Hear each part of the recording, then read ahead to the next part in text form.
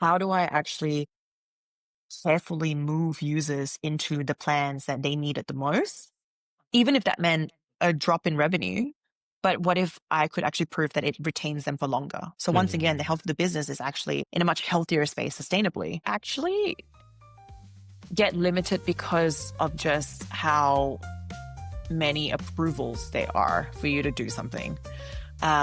When you work for larger companies, I think those processes and standards of what good looks like needs to be kept throughout. And I think the customer personas will evolve all the time because customers' needs evolve all the time. Where we are right now is evolving all the time, right? Welcome to the Product House, where friends nerd out about the product. So this is actually another episode around the Product House special programs, PM Spotlights. It's really around the roles and reflections. Each episode, we're sitting down with a different kind of PM, from enterprise to startups, from growth to ops and even self-made influencers, to unpack what the role really looks like on the ground. So just a disclaimer before we get into it, names and organizations mentioned in this episode may have been anonymized to protect privacy. So this time we actually have a very special guest, Cheryl, joining us. So who is both amazing, professionally and also outside of work as well. So I feel like every single time when I'm talking to Cheryl, I just discover almost a new side of you. So for the audiences who haven't met Cheryl Saw, I hope I've pronounced that right, Cheryl. You have. Is that so? She's nice she's a fractional product growth and go-to-market specialist at Revvy, the consulting business that you founded, partnering with AI founders and scale-ups to achieve sustainable revenue growth. Cheryl, you've had over 11 years of experience across household names like Adobe, Amazon's Audible, FMCG giants like Kimberly-Clark, and even stints at kind of health and EdTech and digital agencies as well. Outside of your professional work, you also mentor women in tech from underrepresented groups and is the founder of Candid Convos, which bring together like-minded people in tech to engage in meaningful conversations. That's a huge CV and a huge mouthful as well. It's very impressive. Thank you. Before we actually dive into it, let Cheryl to talking a little about her is our old product house tradition. We prepare rapid fire questions. There's 5 questions. The idea around that is you just answer them in seconds. So you don't overthink it. We will do this together with you, Cheryl. So you will be the first person to answer, and then Kiet and myself. So we just need to do it very, very rapid way, essentially. All right.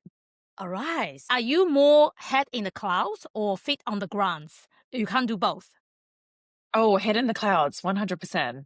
I'm like a dreamer all day long. Yeah. I'd like to think that I'm the feet in the ground person, but I'm definitely more head in the clouds. Next questions. What's something you believe as a kid that you totally stand by as an adult? It's actually a bit You know hard. what? I was just thinking about this the other day because I saw a Christmas tree when I was taking the train home from North Sydney, passing Milson's Point, and I just saw it in an apartment. Santa Claus, 100% real. Oh, 100% real. Santa is real, and you can't convince me otherwise. nice. My kids need a lesson from you. They already suspecting. I think people are inherently good, and I still believe that. Wow, that's a good one. Yeah, naive, but yeah. Not at all. Not at all. We need that belief in life. 100%. Good things happen to good people. That's kind of my answer as well. So it's very close to yours. But funny things, when I read that question the first time, it's Santa in my head as well. Santa. Right? Mm-hmm. Or the Tooth Fairy. The next question is actually a product question. It's probably actually the only product question I see come up. It's what is a product you secretly wish you had built? Whoa, that's a big question. Top of mind, anything dog related, anything animal related. If I were to get super creative about it, it'd probably be like a translation app for whatever I'm trying to communicate to my dog through an app that actually helps that communication both ways, because there are days when it's tough. 100%. I might join your ventures. a dog. Like I've got the perfect candidate for it as well. So, we'll see. Yeah, nice. Yeah. Hopefully you get product market fit very quickly. It's a hard one. The one that came to mind, I think Charlotte, you introduced me to it. It was the website skiplevel.com. Yeah. And the premise is it's technical training for product managers. And for me, it just seems like the perfect case study of what a great value proposition is for a lot of product managers who don't think they're technical enough. So that I heard the idea and I was like, oh man, that is genius. We should Nice. tag the founder for this podcast as well. Yeah. She's actually really amazing. She's actually an engineer from AWS.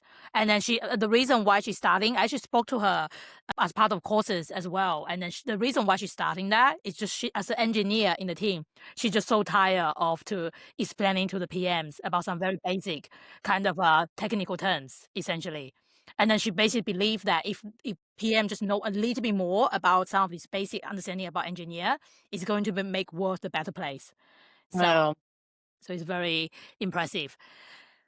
Interesting. Like the first product coming to my mind is actually not a digital product. It's a pillow.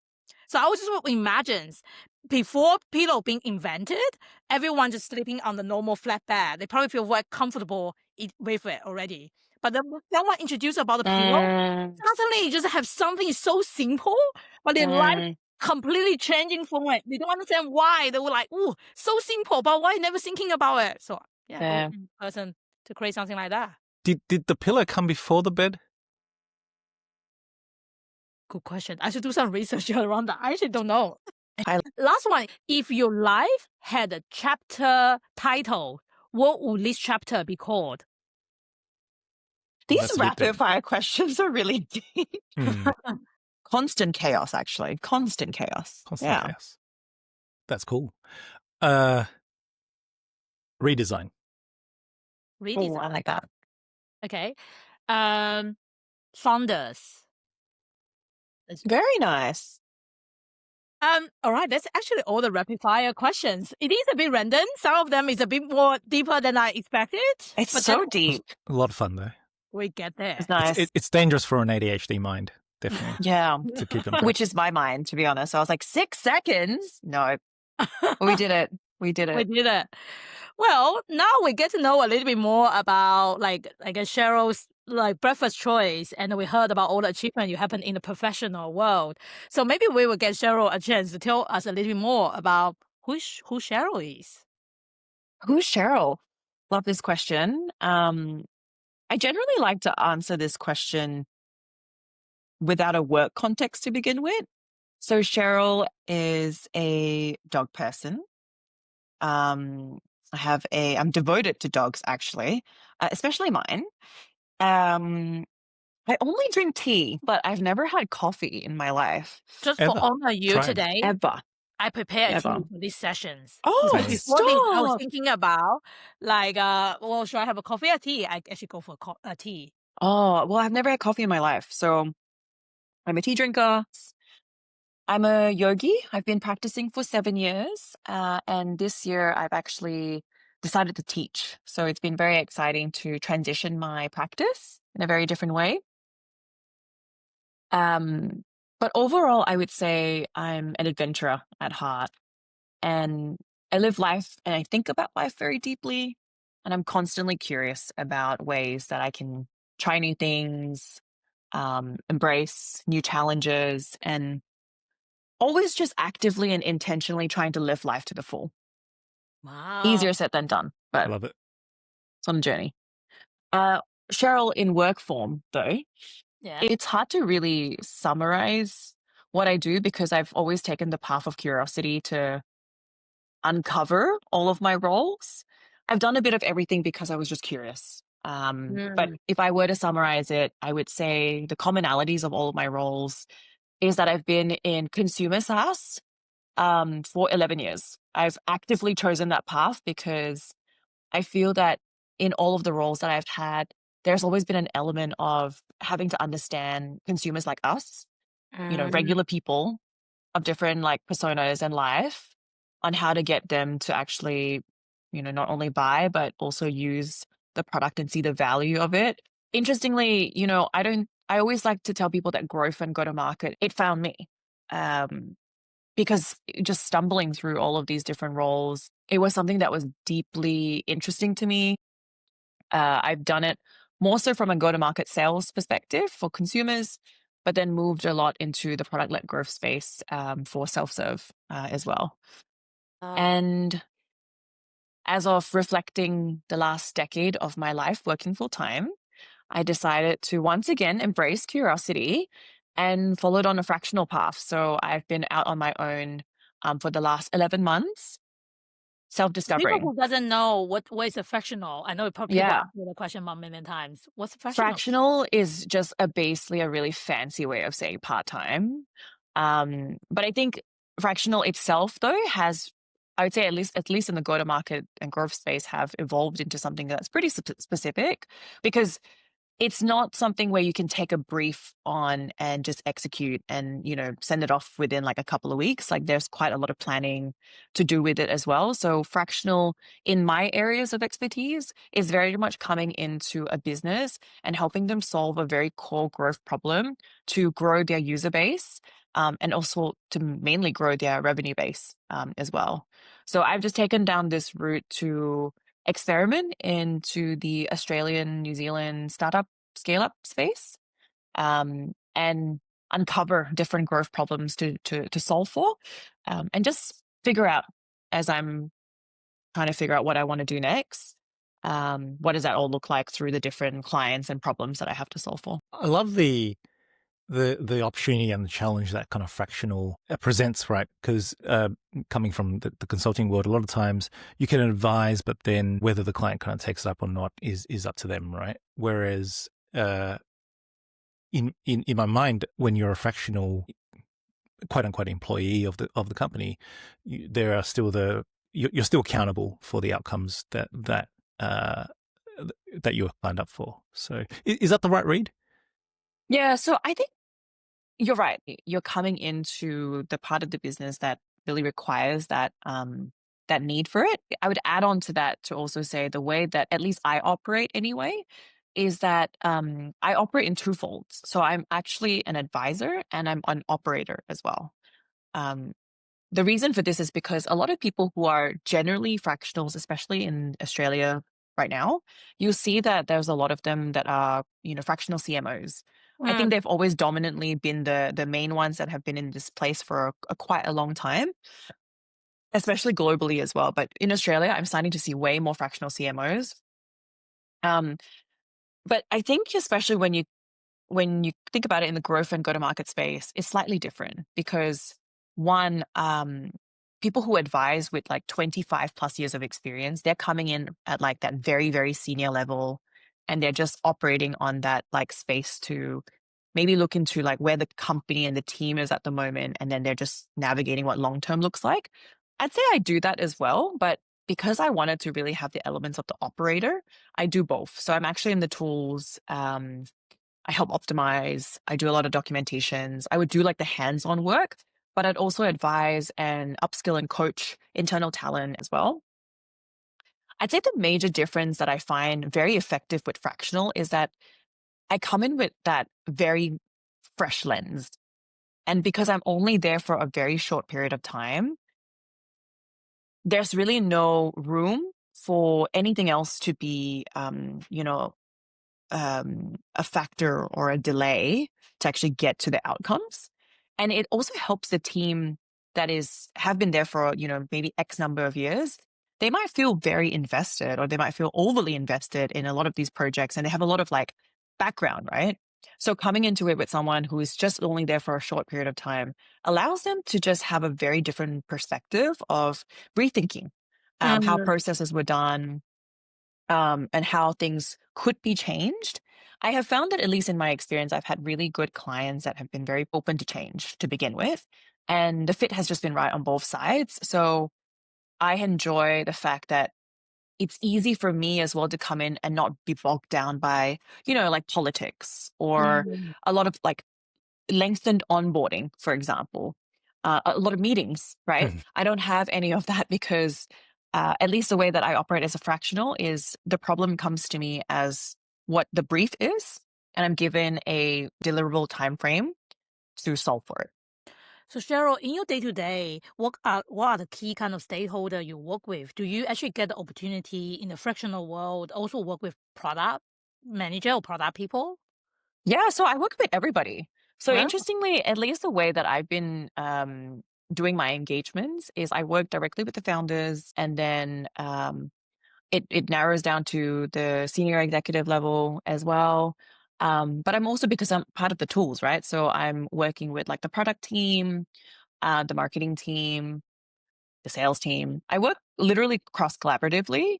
It really depends on the area of the business that I'm at. So mm, for some of my clients, they have different streams of how they categorize particular teams and functions. So I skip from one side to the other depending on where they need me the most. That's been evident for some of my long-term clients. It started off on one side of the business, and then it's moved on from there because they really need the support. That's just able, like it's easy to just come into something and then pick it up and then, decipher it. But for shorter term to mid-term projects, I work directly with the founders. So mm. that has also been a very different engagement depending on the brief.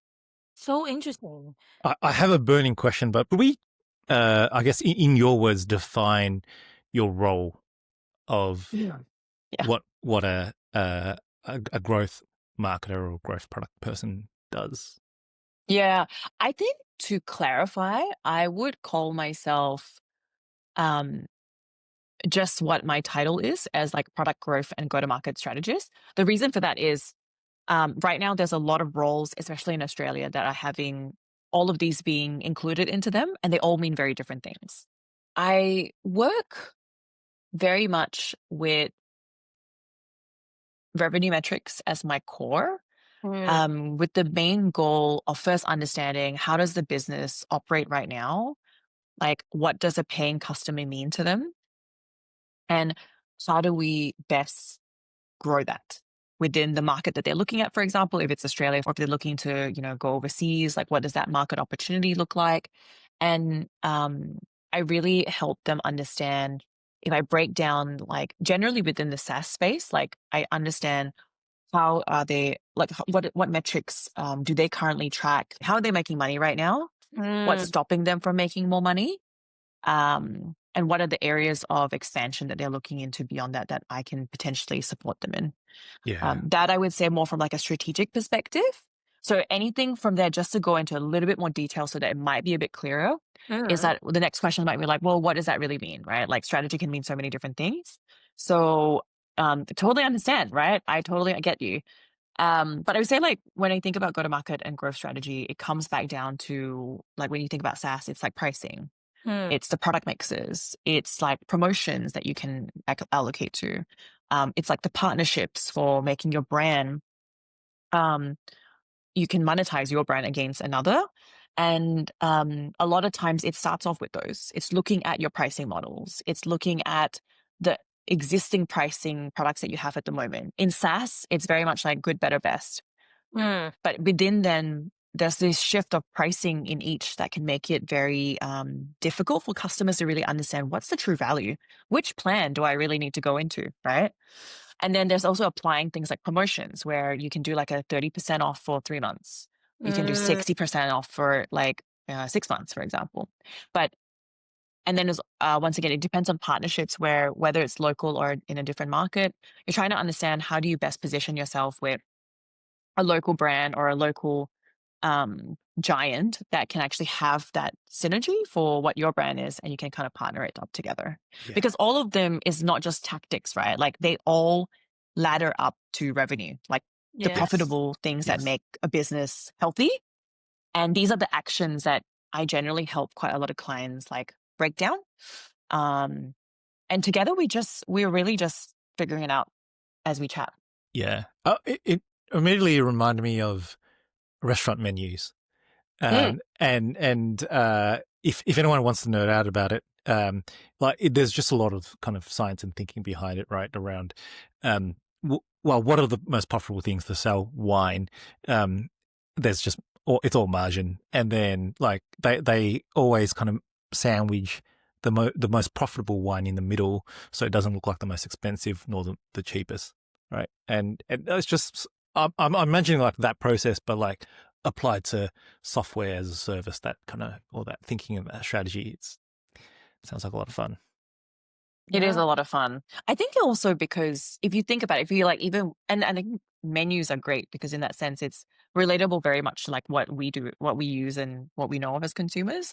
If you take it into another example, like Netflix, for example, right? In the past, when you got a Netflix subscription, it was pretty easy. You kind of knew that you got into it, 2 screens, 4 screens, like, and now obviously there's ads, right? There's like, you want to go on the cheaper like option, cool, like you're gonna get ads. You want to go on them, They like have ads you've got now. like I think. they've got ads now, Oh wow. and but I think it's like one of those things as well. It's like it's so interesting to think like at that time as consumers we would just get into something because we're like, oh, everyone wants to get on Netflix, right?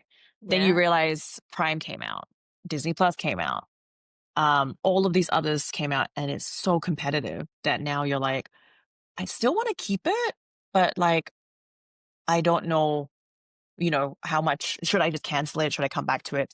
And I think it's like the consumer SaaS space, especially, is, in my opinion, by far the most interesting space because we as consumer change every day. And these companies have to figure us out, or at least psychologically create these things to like change consumer behavior. So it's a space that I just find fascinating.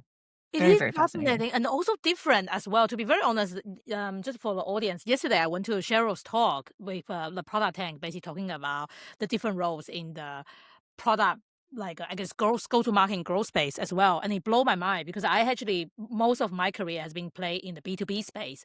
And I thought I know quite a lot around the basic go-to-market and growth. And then I realized Cheryl just bringing another new, very different lens when you're dealing with a B2C and consumer. You almost like have a different tactic.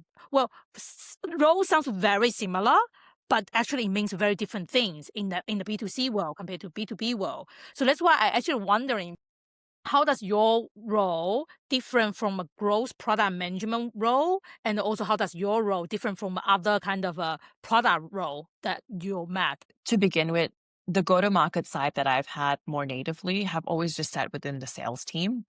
I've never had traditional sales role either, but it sits within the sales organization. So I'm very revenue focused. I'd say that has really helped me, first of all, understand like how does profit work within the business, but it also helps me understand a lot about the customers and the users because on the consumer side, actually on the B2B side, you generally have like leads that ends up into accounts. Yes. And they are, small, medium to large, right? And each of those clients are, to my understanding, managed by a separate team and they have contacts. They have different team members that, navigate the relationship between those.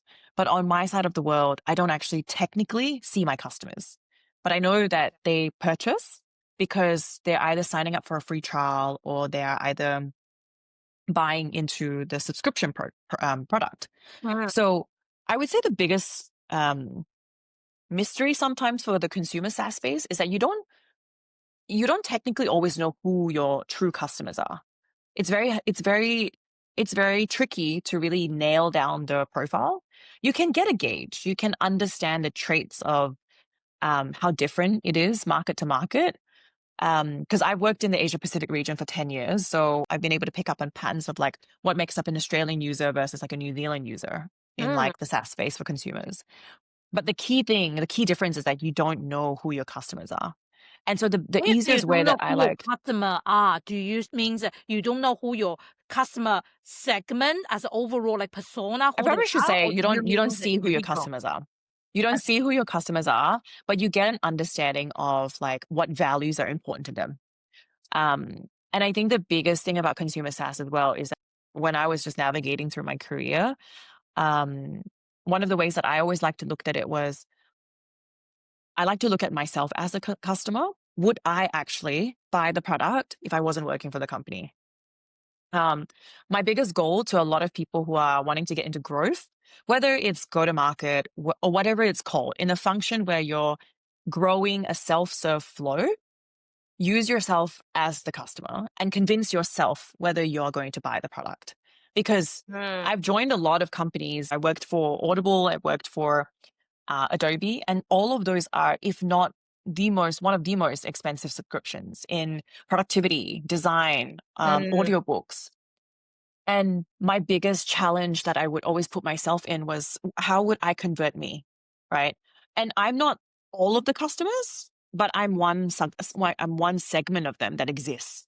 And breaking that down of how do you convince yourself is a really good way of a starting point to just get to understand like values, pain points, and all of these different traits as well, which will then come into how do you think about value? How do you think about showcasing those values? Because Another once again, question here, because I'm yeah, super curious around this, because this process is a process actually quite different in the B2B world. But in the B2C world, do you guys also have this concept of personas? And then will you start thinking about who are my target customer is and then identify their needs and pain point? Or will you, because I know it's probably a bit harder for Audible and then Adobe because they're literally the product every single one uses. So I think they probably just want to help everyone. But I'm just curious, will you have this, how much effort were you spending in understanding the particular segment and deliver something specific for that segment? Yeah, that's a really good question. I'd say for the bigger companies, those personas have already been set for a pretty long time because they were first in the US, right? So a lot of the US based companies and bigger techs, like they have what they call a playbook, right? Even on the consumer side, they have like persona playbooks. So, but the issue with that is different depending on region. And when I came on for both Audible and Adobe, they didn't really have an APAC playbook. They didn't have how those customers actually operated in the region. So, especially when I came on at Adobe, I'll give that one more as a recent example, but I first took on the Acrobat portfolio, which, at that time when I first joined, like a lot of people were like, Cheryl, you've just started. We just want to give you some advice that this is like the most boring product that you'll work on. And I was like, I actually quite like PDFs. I love the productivity space. So, and to me, I was curious, right? Because Acrobat has been around for 40 years. It's older than I am. It's probably older than all of us, right? Yeah. And I was Oh, like, no. how is Showing this? my age, but No, you're part of it. You're part of it. But I was like, how is this format still going so strong? Like, isn't it mental? Isn't it? Okay, yes. so that just blew my mind. So Wow. when I came on, I was like, sure, I kind of got an idea of who the customers would be. And even before the playbook, right? Like you can kind of guess. It's like office professionals. Like who would really be using a ton of PDF formats? Like people that would need it, like, yeah, office professionals, lawyers, research. And like you kind of get a gauge. Like you have to, I think before you even, one thing that I don't see people do often is like they don't just give themselves time to make an assumption in their head. People are trying to look for textbooks, they're trying to look for playbooks, they're like, we need a guide. No, like start from what your brain's telling you. Who would use these, who would use this? Then if you have something like a guide that, they tell you like this is a reference point, then you cross check. You're like, how close was I? How far off was I? So the And US this had a is very part of good playbook. Are they part of playbook? Like yeah, about they what kind kind of of are. They have like okay. they have different segments of like who their target, customers are. Got it. Okay. But the industries are different. Like I think what's different is like that playbook is just like a good example, right? For Yeah. one market. But then like Australia, New Zealand, I had to look after 15 different countries. There's no, I think even if that playbook did exist, it's crazy to think how much you could put in that. But Yes. because I've worked across Amazon and Adobe and I've tested on both products, but in the same region, the patterns are quite the same. I've noticed that the customer patterns are quite the same. But I don't think that's what they tell you, that is what also makes this space exciting, is that you are actually uncovering how do you best communicate and sell to customers within these countries. Yeah. In my mind, that's translating to like a doctor versus a vet, right? Like a doctor is a specialist in a very narrow kind of domain, whereas a vet has to be an expert in a lot of domains, a lot of countries in this space. I'm curious to know, like, in a regular product manager, right? You're saying, here's the hypothesis on Painsgate's jobs to be done. Here's the value proposition we want to put together. But as a growth PM, do you feel limited in kind of the levers you can pull beyond price, right? Oh yeah, 100%. Yeah. I I I I see this a lot. I think people's immediate reaction to, hey, what would move the needle to grow the business? They're like, change the pricing. Like it's kind of like like everyone would just be like, change the pricing, right? It's the But easiest it's thing to do, not, but the most it's the dangerous one, easiest. right? Correct. Yeah, it's not sustainable. I think the thing is, it's just not sustainable, right? If you Mm. game price, customers will know it. Like they'll just be like, well, it's cheap. It's cheap now. But we know it's going to be more expensive later. And like the one of the examples on that is right now, a lot of the AI solutions, like um, the plans that they have available right now may be cheap, but that's an entry point for how they're just gauging usage. That is going to go up 100%, right? First taste So is always free. first taste is always free. So you get in while you're quick. Like so I have some people that just like actively go in and they'll just see new players they purchase because they're like, we're going to just be on this forever pricing because we want to beat the system. But pricing needs to be strategically tested. So that is always like a bit of a card that you just have, but you don't apply it all the time. I'd say for growth PMs, back to the question of like, how limited are you in pulling the levers? Yeah. You know, it it depends once again on like company size, industries for sure. Having worked in bigger companies, I feel it in two forms. One, you actually get limited because of just how many approvals there are for you to do something. When you work for larger companies, I think those processes and standards of what good looks like needs to be kept throughout. And so to be able to do something radical is very difficult because the thing that will come back is like, well, you need to prove it. But then it's like, well, how do you prove it if we have to test it? Then we're still getting it out there.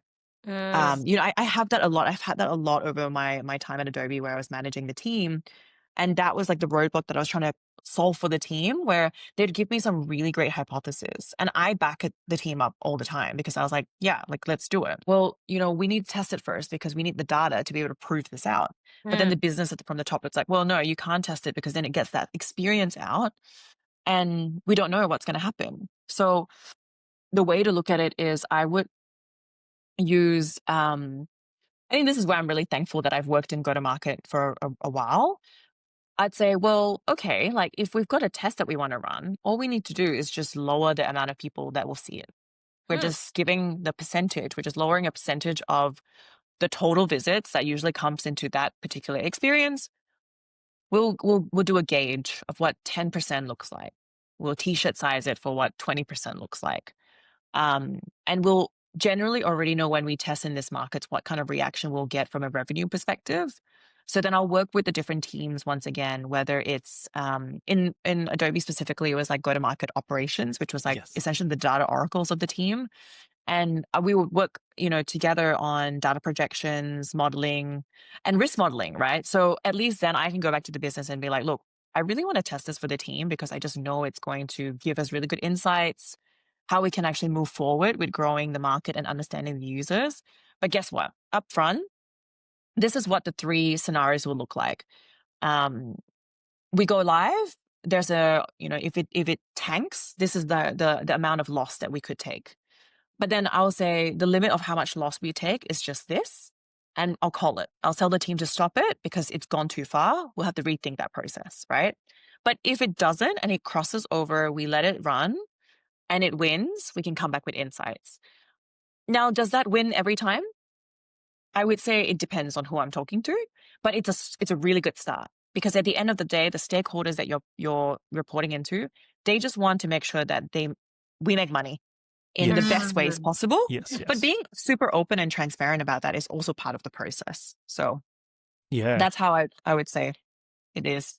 And so if I kind of play that back, you and the team create a hypothesis, find the data points and the guardrails for your experiment.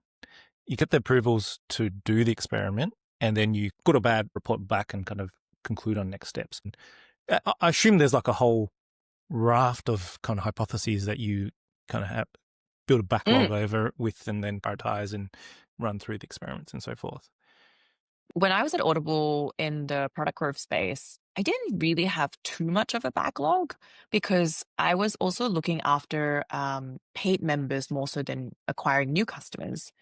When you look after paid members, it's a slightly different cycle, right? Like if you think about Audible and you think about how people read audiobooks, how we were tracking retention at that time was anywhere between the first generally like 7, 14, 30 days just to get a gauge of like how much people were like interacting with it.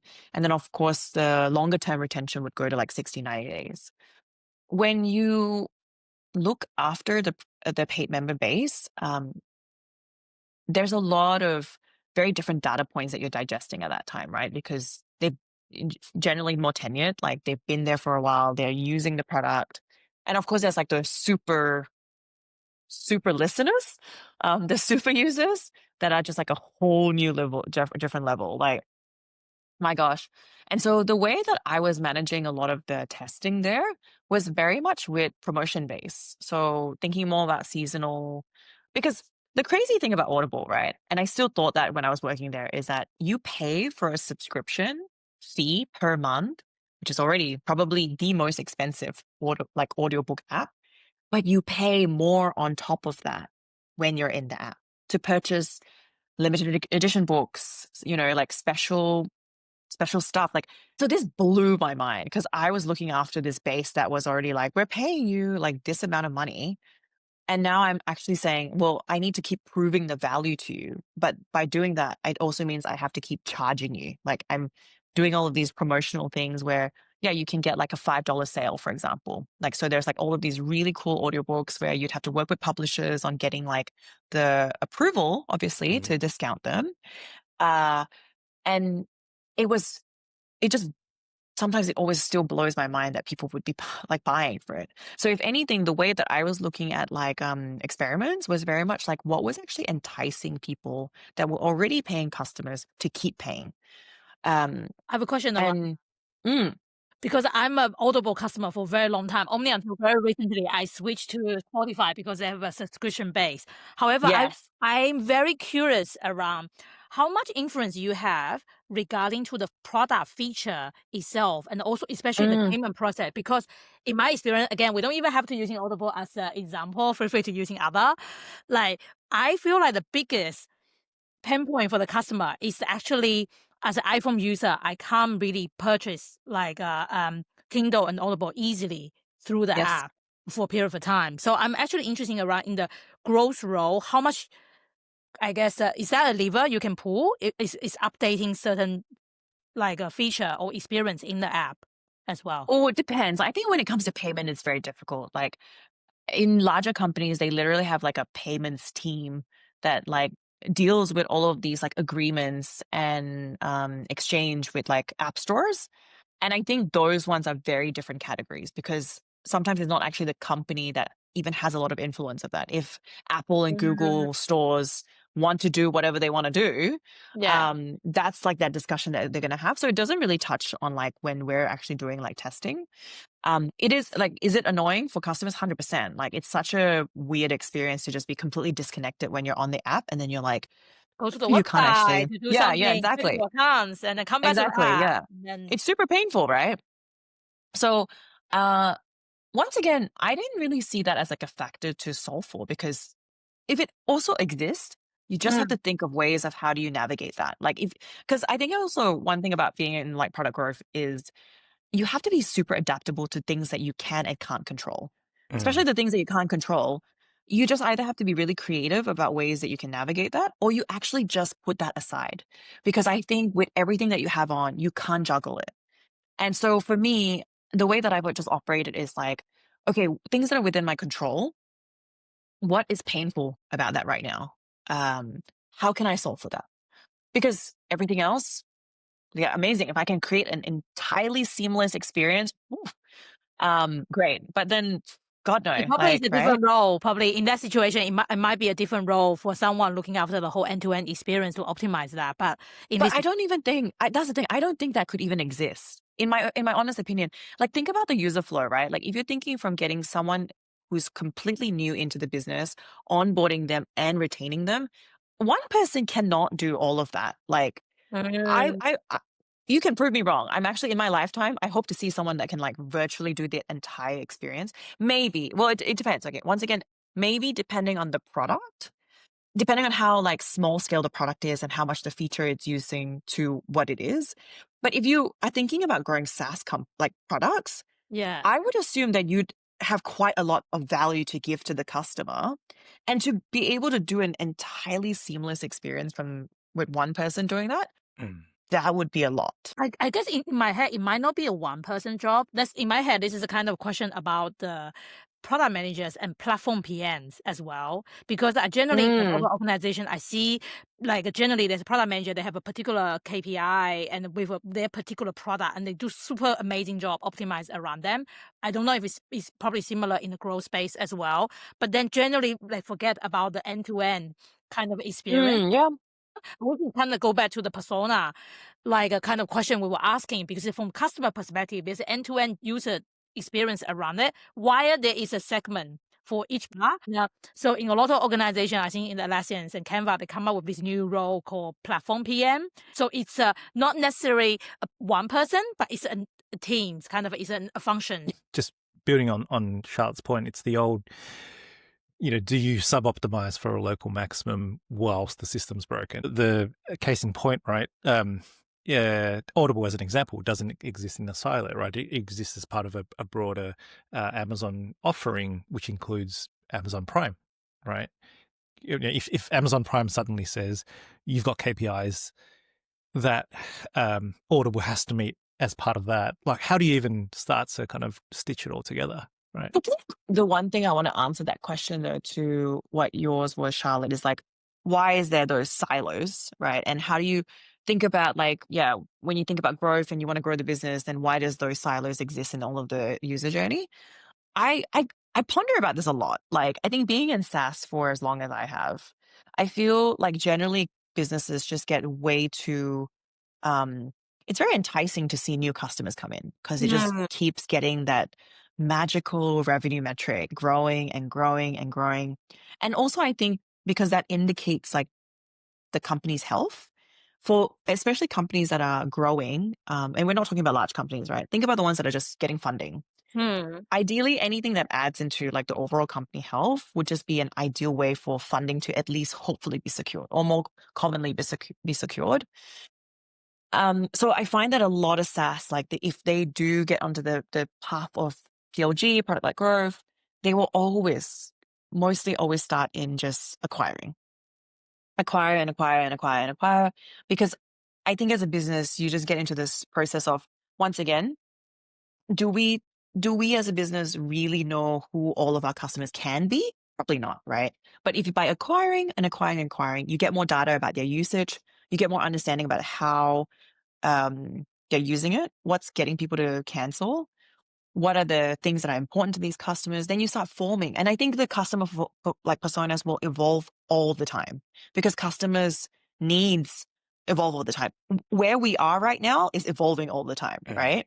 So Yeah. the growth PM is, while it's a great space to really be as connected to the customer as possible, yeah, you can actually get really isolated because if a business is like, well, I want you to just focus on acquisition. I need you to grow the business, which is generally what all businesses will say. Right. So then all you're doing is just getting them from wherever they are. Usually PLG starts from actually after they've like, there's no, at least within my remit, it doesn't quite cover the website.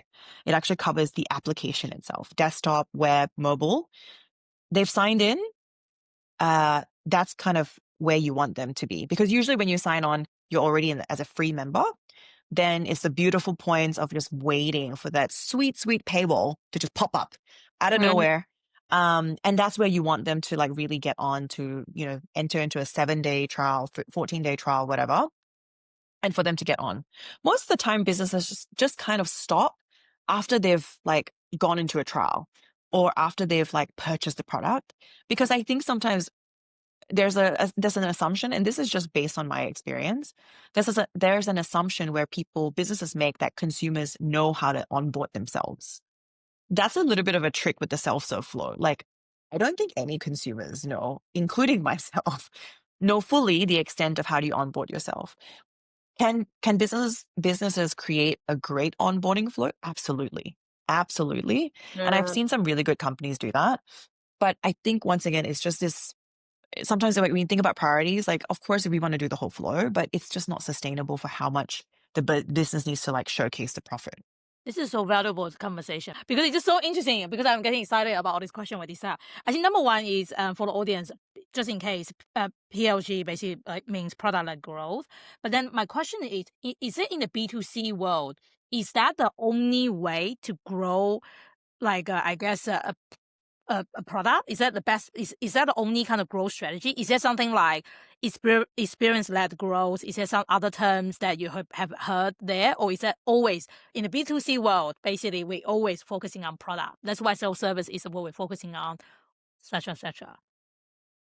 Probably once again, it depends. Like, I think yesterday at the event, I had some really good conversations about like AI agents. And when I think a lot about that right now, I was supporting a founder in Build that was looking into creating AI agents, and they were looking to monetize it. And together we were cracking our heads on how do you monetize AI agents? Because one of the things that I just struggle with at the moment is I don't really know the full extent of value that an AI agent can perform in and successfully deliver on that equates to something that a customer or a business really needs. I don't know the full extent of it because I don't think we have the full case, like the use cases. And I think it's still being experimented, to be honest. So do I think another acronym will come up outside of PLG because of what's happening in the AI space? I do think so. I don't know what it is, but I just feel Experience-led growth. Yeah. No, let's just coin that. Okay. Because what I hear is what's Maybe. missing there is about the end-to-end experience. It's but yes. Yeah, a lot of people. In my mind, when someone says product-led growth, it's the first thing that comes to mind is you're giving it for free for now until and hoping that they'll pay, right? And you've got examples where some organizations have led with product-led growth, but then eventually got to a size where they said, no, we're not going to give it away for free, right? The example that came to mind is if you wanted to even try Midjourney today, you'd have to go on their website, pay for a subscription. There's no free trial, right? But they've kind of decided that's their way to grow, right? They've deliberately not done PLG. But also, it's interesting because there's also like creativity products. Instead of like the freemium model, they've, I think some companies are actually pretty bold to try like a forever price as well. Like they just introduce a forever price and they have built enough awareness, they have built enough use cases that are tangible enough that has gotten out there that people are like, yep, like I'm going to buy you, right? And I'm going to use you for a long time because A, I know that you're not going to increase the price. Maybe, who knows? But most of the time, if it's forever price, it's more enticing for people to get into it. And I think this is where it's interesting. Like if we just take product-led growth and all of this stuff out, if you just think about pricing, there's so much psychology behind it, right? Like generally, if something appears more expensive, the idea is that it's more, there's something better about it. I think we've just all been psychologically honed to think that is the case for it. And so I always just like thought about this a lot when I was at companies where they had like different tiered of subscription products. It's like, if we go with the assumption that something that is most expensive is the most premium and you can get everything, then why weren't people staying? If people could still pay for something and they get access to everything, and even if they don't use it, why didn't they stay? Of course, then it's like, well, it's just too expensive. There's way too many subscription that people are on. And consumers are just becoming way more careful with how they're thinking about subscription, using subscription. And so I think if anything, some of the biggest, most exciting things that I was always working on psychologically was that how do I actually carefully move users into the plans that they needed the most, even if that meant a drop in revenue. But what if I could actually prove that it retains them for longer? So once again, the health of the business is actually in a much healthier space sustainably. But then I'm having to go against by saying like, hey, I'm dropping you down. And sure, you're not getting all of it, but the messaging was like, you're getting what you use the most out of, so I just find it fascinating that this is a space that, because if you strategically test with pricing, you can get all sorts of like, reaction, Yeah. learnings, and it differs market to market, right? Like I have to give one example. So because I look after the Asia Pacific region, I get very like, it kind of really annoys me when someone's like, oh, when we look at India, it's a price sensitive market. They have a very low willingness to pay. And I was like, do they have a low willingness to pay, or do they really actually want to see the value of it up front first rather than paying for it? I was like, the population of India is massive. You're telling me everyone in India has is price sensitive? It's wild to think that. But once again, people also put these pricing assumptions on markets. And that does become these consumers where they're like, well, then we've just got to go super, super duper low in India, for example. And I'm like, okay, let's just say that's a plan and you test it out. If you get people on a low price point, how long are you going to stay on the low price point? How much more like subscription do you need to sell at that low price point to break even? Probably a lot. And if they're still not buying it at a low price point, is it price or is it value? So I just think people are just having very different ways of looking at pricing. But I've tested quite a lot of different ranges in the past where I'm like, I don't think it's that. I think it's just much deeper into how consumers are thinking about value. So, Cheryl, actually, how did you actually, I know you briefly mentioned a little about your career journey, but I'm just curious how, because you said growth fund you, but how did you actually enter the growth space in the first place? Yeah, that's a really good question. I think to begin with, like probably not a lot of people will even know that like I didn't even start in it. For like if I take myself back all those years ago to my first job, I was in event management and it was so fun because that was really hard as well. Anyone who's worked in like corporate events will tell you like you're on your feet for like 17 to 18 hours a day. But I got to work on really cool festivals, and I would say, that was like my first into marketing. And this was like a decade ago. So marketing was like a thing then. It still is, but it was definitely much more like easier to understand what marketing was back then. And I got into marketing and I was like, this sounds pretty cool. And just started to explore different things through like the roles that I was playing. I moved into like what it would be called like an Edu-Tech company. Like, it's probably been around for a little bit. Yeah. If you look it up, it's called the Australian Institute of Business. They've been around for quite a while, but it's because interestingly, it's like actually, it used to be a family run business. They've just recently been acquired by this major Europe like giant. But I worked with the founders who were the sons, like they were brothers. Working with founders who are brothers were like, my God, like I it can shaped imagine. me as a person. But the reason why it's kind of like online, it would tell you that it's been around for a really long time is because the parents, like the two, like mom and dad, they were such smart academics. They've been building the program all this time.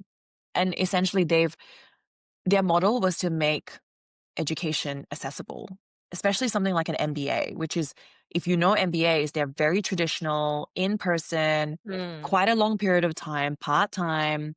And it's difficult, right? Like if you're a full-time working adult, like how hard is it to do that?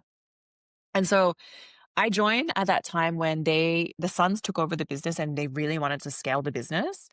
And they wanted to actually launch the product, like the business, overseas. So because you want to make online MBAs accessible, they wanted to sell in Canada. They wanted to sell in the UK, as well as Australia as well. And when I joined, my breadth of marketing really diversified, and I think this is why like titles to me makes not a lot of sense, because you can be called anything, but you will just be doing a whole bunch of random stuff. I was really lucky because I worked directly with the founders. They were visionary, honestly, like it incredibly shaped my career.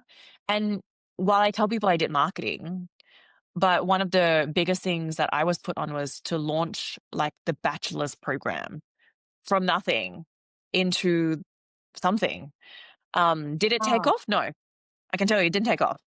But like, do you know how hard it is to start a program, like a whole bachelor's program from scratch? Like the crazy thing is like sometimes what I love about these roles is when you're open to challenges, things will come on your plate and you just have to figure it out. Right. And so that was something that I was working on like in marketing, which was like, sure. Was I also selling it? Yes. Like, was I also building awareness for it? Yes. Was I trying to onboard people getting into it? Yes. Like, so it's wild, like how much something that you say yes to can just grow into that. But I really enjoy being in spaces that I could really see positive impact. Working in education is one of them, right? You get to see Mm. people graduate, and it was just so it really, really like made my heart very full. But I flew again. I moved on to agency. So I was really curious about working in digital agency. And when I moved to Sydney, I joined a digital agency called Orchard Marketing, who also was acquired. Been through quite a lot of acquisitions. I will Yeah. through my career. I joined and I got to work on website and mobile app builds for consumer clients and healthcare clients. So some of my clients at that time was like Carnival Cruise Lines, Electrolux, Cancer Wow. Council, Charter Hall. Um, and fun fact, like for my onboarding into the Carnival Cruise Line client, I got to go on a cruise. That was Oh, like my onboarding. nice. Yeah. Wow. I was like, Amazing. I didn't tell them I get seasick. So I was like, this is going to be so fun. I was like, if I throw up, I was like, what? Well, I'm on a cruise. Like, why not? I didn't throw up. It was fine. But I loved agency. Oh my God. Like it's always, I tell people how much is the highlight of my career. Like socially, everyone there is in the same mindset and everyone's just in the trenches together. But it was the best space to also navigate like where I wanted to go. I Yeah. ended up going back in-house. So I went back in-house to FMCG. So that's fast-moving consumer goods. And I was also very curious about Kimberly-Clark. I used to see them in like toilets, right? I was like, and I Get was ready like, at the this, back. yeah. And I was like, they're so big. Like, how is this company so big? And I was just randomly searching up at that time, like how profitable fast-moving consumer goods company was.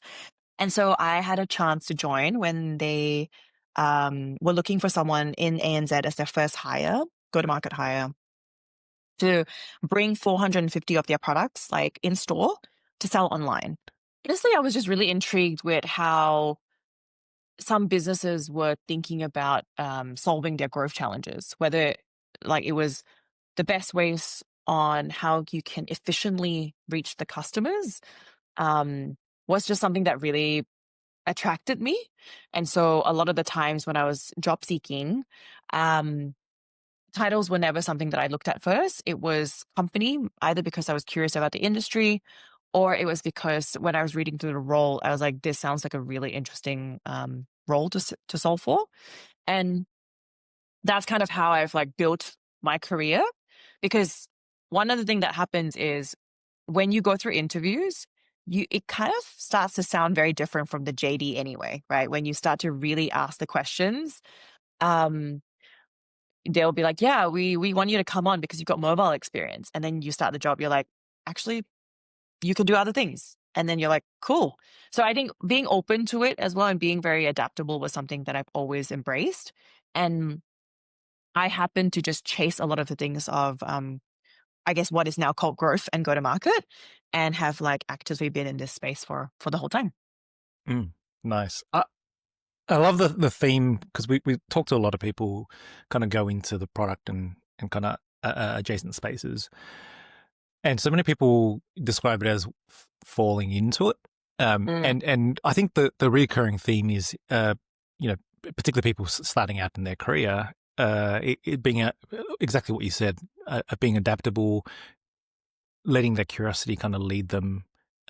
And usually it takes you to a space that may or may not be the same as what you thought you started out with, but almost everyone kind of finds that they are at least happier and more fulfilled in their work. Right? So I think the other thing is, for me, the other way that I looked at it is you won't know whether that's something that you like unless you give it a try. And so for me, at least, the way that I like to make sure that I fully validate all of my decisions, and I don't regret any of them, right? Because it's something that I've intentionally taken, is that at least for me, I have my own data to make the call on whether this is something that I like or not. I just personally, I'm not someone to just follow like what other people's experiences are, because everyone's different. And Yeah. it's always easier to go down the path of like, well, is the grass greener on the other side? Like, the way that I like to look at it is the grass is never greener on any side. It's just looking at a different patch of grass, which has its own challenges, has its own days, but you can't think of that as a way to make decisions on what the next choices are, right? Because you'll never get there, unless you try it. And of course, you take strategic risk as you grow older or as you have different things in your life. But I've been very happy that at least through my career, I've had very validated data that I can, through my experience, know whether I was like, yeah, I didn't like that. I didn't like that industry. It wasn't for me. So that I feel is something that I hope people can also maybe have a different perspective at looking at it, because you might just be surprised with what you find out, through trying. Yeah, no, I love that message. It almost answered like one of the famous question of the podcast, which you will hear very soon. I do wanted to go one more kind of a detour around your career, because I remember yesterday in the product tank you mentioned a little bit about your career transition from individual contributor to become a leader. Manager. Yeah, Yes. I'm really interested in Yes. about what the transition like look like, and what are the key difference between that as well. Yeah, that's a really great question. Um, to be honest, I never wanted to be a manager. It was just never really something that was part of my, like, I don't know, list of things to do. So it was a really interesting moment for me when I was at Adobe, when I came in as an IC, and an opportunity had come up at that point internally. It wasn't a role. It was just like, we need to grow the business and we need to be able to have this team do it. And I had a very, very supportive manager then, probably my most supportive manager out of all of my manager traumas. She was the one that really pushed me into it and said, like, hey, I think you can step up into this. I think you're ready for this. And I was like, I was really hesitating, because I was like, I don't know if this is something that I want to do. But once again, I like being open to all of those choices. And so I was like, why not? If it doesn't work, just go back down to IC. And what I didn't realize when I said yes to that is that they're like, okay, so you basically need to. So they didn't quite tell me the brief, but they were just like, there's this new role, there's this new team that you need to set up. And I was like, sure, that might be one person, right? I I had to hire 7 people in 3 months. I had a quarter, I had some money, and they're like, we need you to set up the entire team and get it all done in a quarter. And I was like, oh, right, okay. Wow. And I was like, well, I already said yes. So I was like, I guess I can't back down out of this. And that was a huge, it was a huge moment for me because um I was like on a time pressure.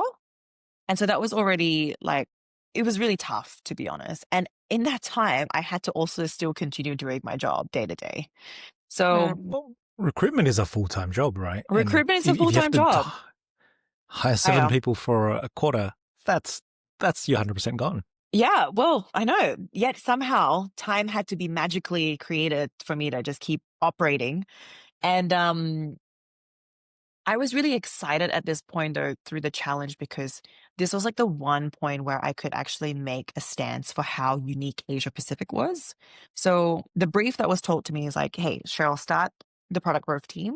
We're going to give you headcount to hire 3 FTEs, like full timers, and like 4 contractors. And initially, companies would be like, put them all in headquarters. So Sydney was like the headquarter base, and they're like, hire in Sydney. And I'm like, but why? Like, if I have to do that, then I'm literally going to get all of these.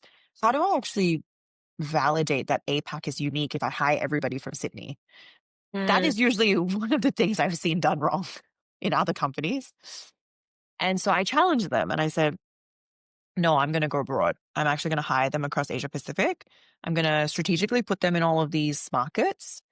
And honestly, guys, I followed a gut feel. Like I may have known the business, right? I may know the business really well in and out. I know how profitable each market is. I know what the pain points are, but I still trusted gut. I was like, I'm going to do this and I'm going to make sure that I hire in Singapore, Seoul, and I hired in Hong Kong as well, actually.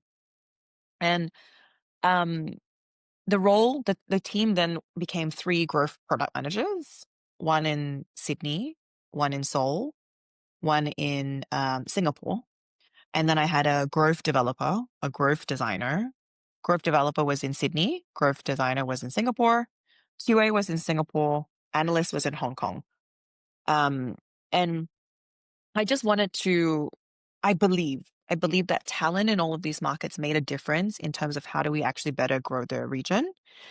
And through, I don't know, all of the miraculousness that happened, I hired them and kickstarted the team. And it was really a major transition for me because I was still holding on to my old role while I was also entering into a new role of managing the team. I held both roles for at least 8 to 9 months. They didn't Wow. backfill my previous role. So it was really tough to understand at what point I even became a manager, if that made sense. And Yeah. sometimes I think of that term very loosely. I just kind of think that the way that I've always told my team is like, I feel like I'm your biggest advocate. Like I'm your biggest cheerleader and I'm here when things get hard, right? Like I had a lot of manager trauma growing up in my career, like really, really tough manager traumas.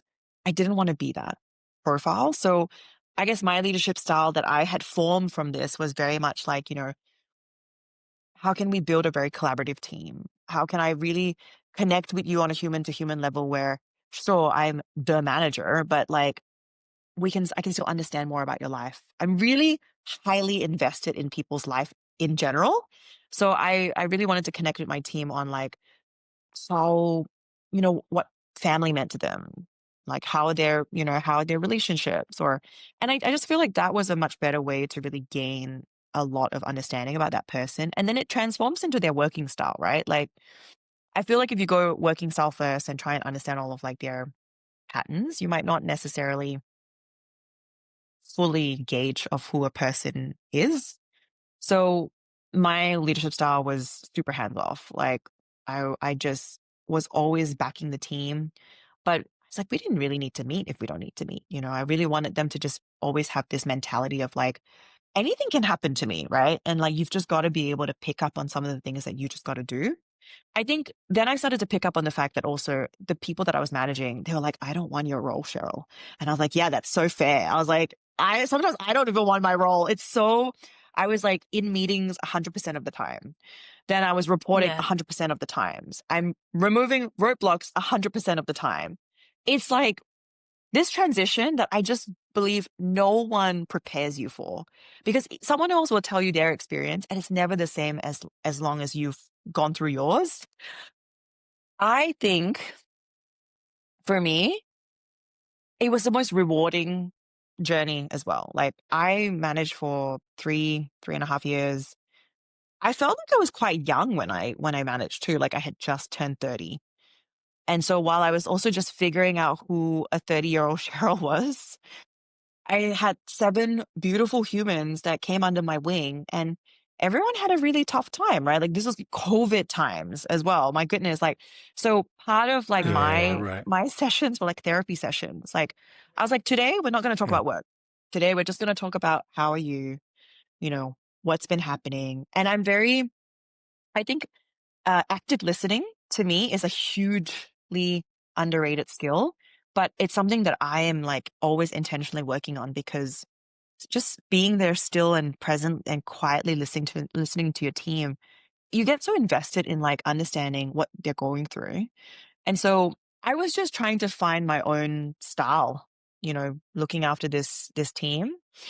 And up until the end, I already knew that I'm someone that just knows when to leave jobs and things. So I already knew when I was going to leave Adobe. But in the moment of leaving Adobe, I told my team first. And before it happened, I already made sure that at least they were on the right tracks of where I could best help them in terms of where their career was, whether it's being positioned in like the right team, doing like career growth within that space, connecting them to the peoples that were within the company. I did as much as I could, right? But the rest of the action always falls back to you. And when I told them that I was resigning, I basically said like, it's time for me to go. And I'm very upfront with my team as well. I've always been. I said, the business wants this team to go to the next space station. And I can't take you to the next space station. In fact, I'm actually going back to Earth, like, because I need a change. I need a change. I need to go back to what I want to find. And I said, that is not in any way that I can do any more for this team. I've had the best time building it. I've had the best time leading it. But I just recognized I had no more energy in me to bring them to that next stage. And I felt like it was just time to pass the baton on. So it will forever be such an experience for me. But it made me also realize, like, when I left Adobe, I was like, I'm okay with not being a manager. Like, it's so much work, it's so much work. And every quarter is 3 months, right? I tell you, it's like 3 weeks or 3 hours for me. It goes by a fly. And so I just missed building. I miss doing things. I miss being on the ground. I miss being hands-on. I missed all of that. And so I just wanted to chase that right now. And that's what I'm presently doing. But interestingly, because I've had experience as a manager, I through my clients, I've actually been able to help with coaching, upskilling, internal talent. So I get a bit of it anyway, but I just don't have to do performance reviews and all of those documentation stuff. So it's great, like non-committal. Such a process. Such a process. Such a process. Thank you for sharing that story, though. It's I think really aligns with the whole theme and kind of your drive to be authentic and active listening and all that. It kind of all comes together, right? And it sounded like, in a way, COVID was almost a blessing in disguise, because it allowed you to follow through with your gut feeling of, hey, rather than be limited to the pool in Sydney, I can actually get the best of the region in terms of the talent. And it shows, because the team that you recruited obviously were very successful, and to do it in 3 months is amazing, right? So, and the fact that you kind of weren't sure whether it was the right thing to do, but you gave it a go anyway, and decided it wasn't for you. I think one thing for the listeners, I feel like that I want to just share, and I always like to say this, is like, being a manager isn't just the only path, as well. And I think one thing that I love that's changing is that I've seen this term like super ICs being like, around, and I love it. And I think, to be honest, some people just thrive on that path, and it's completely fine. It's completely fine how you build your career.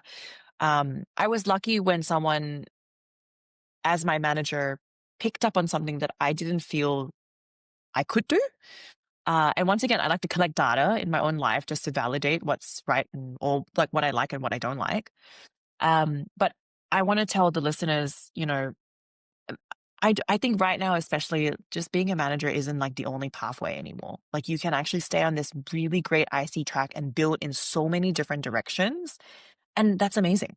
Like I have worked with some incredibly talented ICs that have stayed ICs, So if the opportunity comes to you, great. Like, and if you want to try it, great.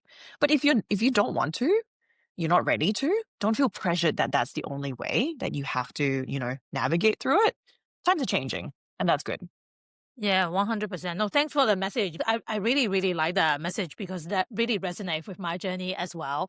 And also on the top of that, sometimes being a manager, that's not the only path for you to being a leader as well. Because you can totally, like what you described there, you can totally still be a leader to leave the best of you, to share your knowledge, taking people on the journey, be generous about everything, but you don't have to have the manager title if that's not for you as well. Slight change in pace. One section that's been quite popular with a lot of the people we've interviewed is the hot topic, AI, Oof. and I what was AI like waiting kind of for this to means.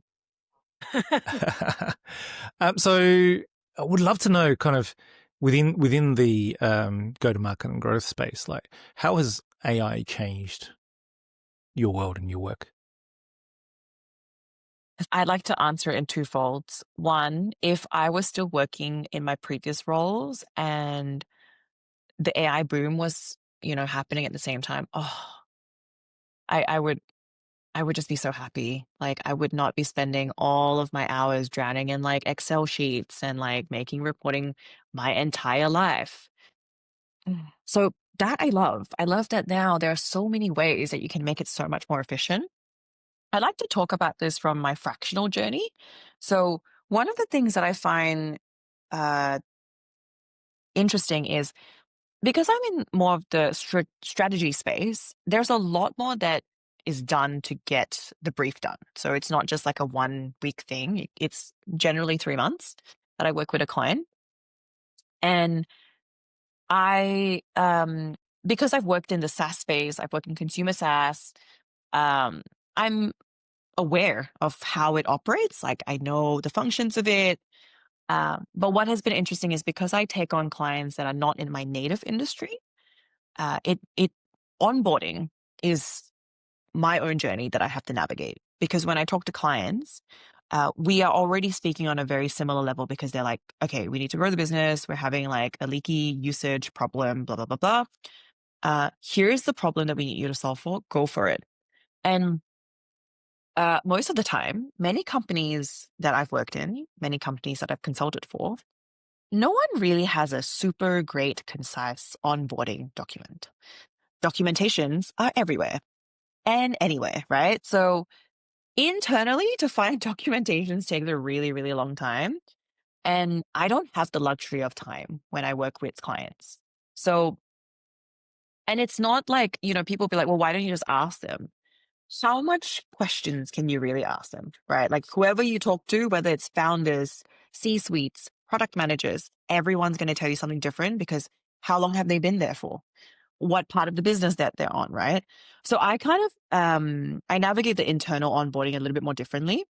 I only reduce that to 2 people. That's my rule. I'll speak to 2 people. But I navigate and understand who those 2 people, who are the best 2 people are based on what my problem is. And I just stick to that. I just talk to them only. I don't talk to anyone else.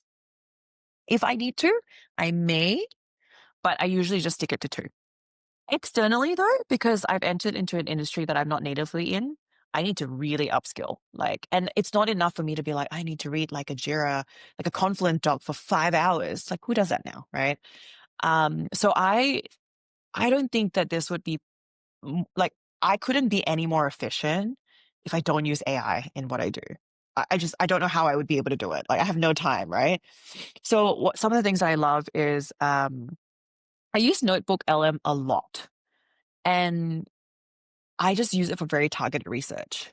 And it's not to answer the brief; it's to understand everything about the market. Think about market trends, users, competitors, best practices, PR nightmares, spotlights, and it has quickened my onboarding so massively that I'm able to go into every conversation with my clients equipped with at least what's happening currently, and they help fill in the blanks for me as well. And so I use it either with existing clients, but I use it a lot when I pitch. So especially when I pitch and when I have proposals, everyone's pitching process can be very different. But for mine, when you go in and talk to either the founder or the client and whoever they are, it's not actually an interview, if that makes sense. It's very much like the job. Like you're at that stage of, can you do this or can you not? And you've got one chance to really sell it. And if I didn't have AI, like I have literally no idea how I'd be able to retain and get all of this knowledge in a quick amount of time. Because I use it for research though, I do back it up as well. So I don't trust everything that kind of comes out. But generally with Notebook LM, I find like they are sourcing some pretty good references. But I have quite a lot of network. I use a lot of my network as well to, once again, confirm quite of the other things that I have questions for. And I try and just prep as much as I can, but be very open about the fact like, hey, I just don't know anything about this space. Give me more. But then also in content, I use at the moment ChatGPT. Perplexity is also like one of my favorite top ones to use. Claude, I'm 50-50 on. I don't know yet. I just in terms of how I want to use it. But I'm also using VO3 for video gen because I'm testing out some video for clients. And above everything that's happening with AI, the one thing that really interests me is just refining prompts. Like I am all about refining prompts. I don't believe that I've gotten my formula right. And because I work on my own and with my own, I have to get really good at prompting because I don't have time to refine my prompts like all the time. So that is something that really keeps me going in all of the work that I do because industries are different. Like right now, I'm having 5 different industries that I've never worked in natively. And I've got to retain all of that information in a very short amount of time. So that's how I'm using it at the moment. But yeah, thanks so much for sharing about your workflow. It sounds like making the best of the AI and integrate them with your day-to-day workflows and everything. That's amazing. So I do have a follow-up question regarding to that because there's so many new tools and there's new thing coming out every single day. There's a lot of a signal, a lot of them become the noise essentially. So I'm interested to know how do you stay sharp? Like what's your go-to method to basically to make sure you are like cutting through all this noise and then like but at the same time also keeping up into all the trends and tools? Yeah, that's a good question. Focus on one thing. Just focus on one thing versus everything is like an advice that I tell myself and I tell people. In this case, for me specifically, it's prompting. By understanding how I can best prompt, it helps me then use the different like solution that's available.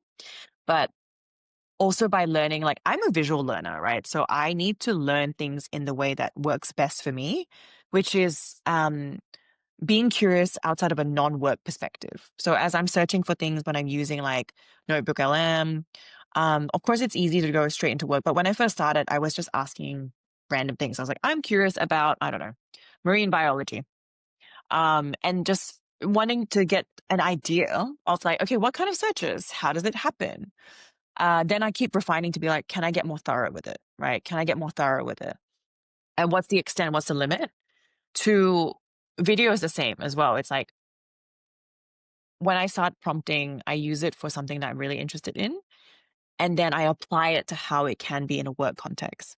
I find it personally, if I start using it for a work context, I cannot do that because I don't know how it's even operates to begin with. I was like, how good is this prompting? Does it understand what I want?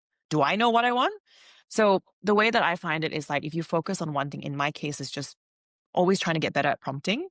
Then it helps me understand the patterns of how do you then use all of the different solutions out there. How do I stay up to date with everything that's happening? I think it's interesting because I was like, even if I try not to, it's there, right? Like it's always there. If anything, I'm trying to get away from it. I delete LinkedIn on the weekends for a start. I only keep it as a weekday thing. I follow very specific people, so I like their content, and I just follow them and keep up to date with like what's happening. And I would like to just use like I don't just jump onto like new things just because it's new. If there's no reason for me to use it, I take a step back. If there's a reason for me to do it and I have the time to invest in it, then I get into it. So I think part of it is like focusing on one thing and not rushing into everything has been really helpful, because that's what the noise is telling you to do right now, but it's not sustainable. Yeah, and also focusing on your own actual needs behind before you actually jump Yeah. into it. That's really powerful as well. Mm. Yeah. We're kind of on the home stretch, and one of the questions we kind of ask every participant who comes along is what their predictions are of their roles in the future. And so, if Ooh, you I were love to kind this. of project over the next few years how your role or kind of the go-to-market / growth roles will evolve, do you have any hot takes you want to share? Ooh. Yeah, I've been thinking about this quite a bit too.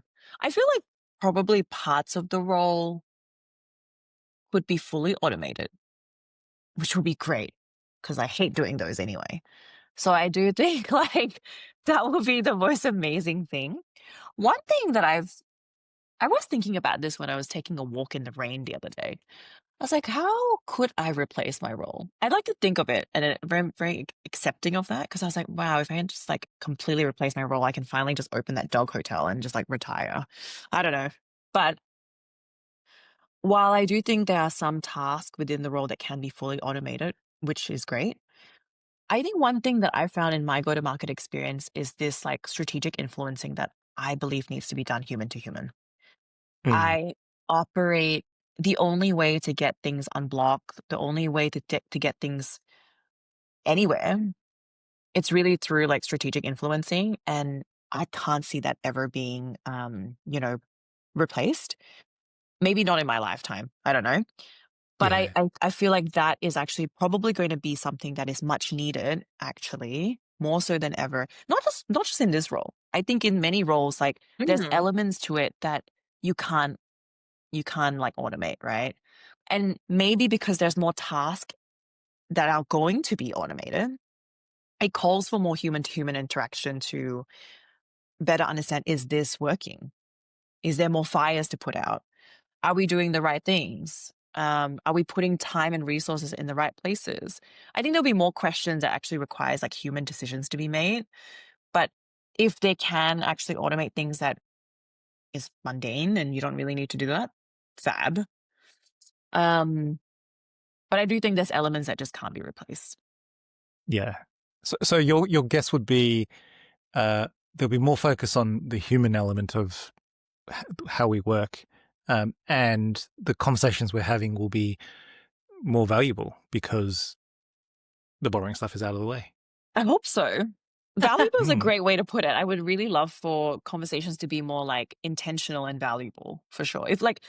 If at the moment in a lot of companies, we're not able to have like productive meetings, it's because we have a lot of things to do, right? And so in the future, if we are on this perfect track of actually automating all of these things that take up a ton of our time that's mundane, can we actually get to valuable conversations, productive conversations, right?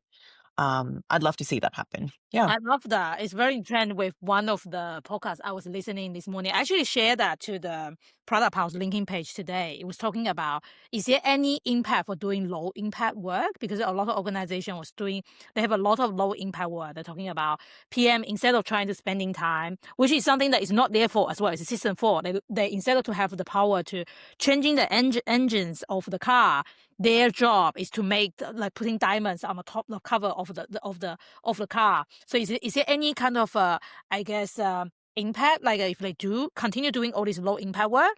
The answer is yes, because what they mean is it's going to make doing high impact work much harder. Because at some point you're going to make it's almost impossible to open the car, and adding so much pressure in all the internal system inside the car. and it's just impossible to do high impact work. So that's why we say there was really resonate. So only if we will be able to automate, remove some of the repetitive low impact kind of work, then so that we will be able to focusing on the high impact one. So love that. All right, there's another like our transition questions that every single time we ask. So what was Cheryl kind of now with everything you know, all the wisdom you have, I guess, tell the younger Cheryl? I tell her that she'll find her way no matter what. That as long as she stays true to who she is, she'll keep finding like pockets of things in her life that will surprise her. She'll experience many different things that may or may not resonate. But at the end of it, she will come to this journey of continuous searching. I think that's what I'll tell her. That follow the path of curiosity. Keep following it. Yeah, Don't forget it. Thank you for that kind of moment of vulnerability. Final question for the day. It's a tradition we've kind of started around paying it forward, right? So what we do is we just take a question from a previous guest and get you to answer it, and then ask you to also kind of pay it forward for our next guest as well. So the question from our last guest is, if product managers didn't exist anymore, what's the biggest disaster you see? Oh, oh dear. That would be literally the biggest disaster I'd see. Just chaos, right? Like absolute chaos within the teams that need to function so closely and deeply with a product manager. And it's like imagining like a working, like in those moments of when you see in a farm and like a working dog, like, you know, gets all of those sheeps and cattles into like its respective homes. Like it's like not having that around. Like that working dog is not around to give that buffer time and that direction and that support. And you just see like absolute chaos ensues. I don't believe that product managers will be replaced. I think that they will evolve. I 100% think that they're evolving actually as we speak, but I can't see it not being part of where the scene's going. Unless chaos is what we want to erupt into. That would be pretty crazy. And thank you, because it's very kind that you refer to us as kind of cattle dogs and herding sheep, as opposed to sometimes where it feels a lot more like herding cats, right? So, no, you guys do a lot of really hard work. Like it's very hard work and amazing work, and you guys do so much that I think what's happening right now as well is that PM space is evolving. And I think everyone's actually going through that layer of growth on their own, whether in their roles, in their own personal state. But to not see it exist, gosh, I hope that's not in my lifetime. That would be pretty chaotic. What will be the question you want to leave for the next guest? My question would be, how has AI shaped your daily interaction with other people? That's very cool. Cheryl, thank you. Thank you for such a authentic and insightful chat. I wish we had like another 2 more hours, and literally I ran out of tea, so I wish we had more tea as well to continue this conversation. Maybe we can do it again sometime. Absolutely. Yes. Thank you so much for having me. I've enjoyed the conversations, like some really great insights as well to make me think about things that I probably didn't have enough time to. And I hope it's helpful for you and your viewers.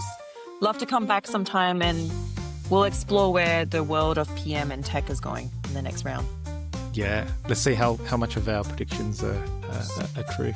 We'll make a bet on it, for sure.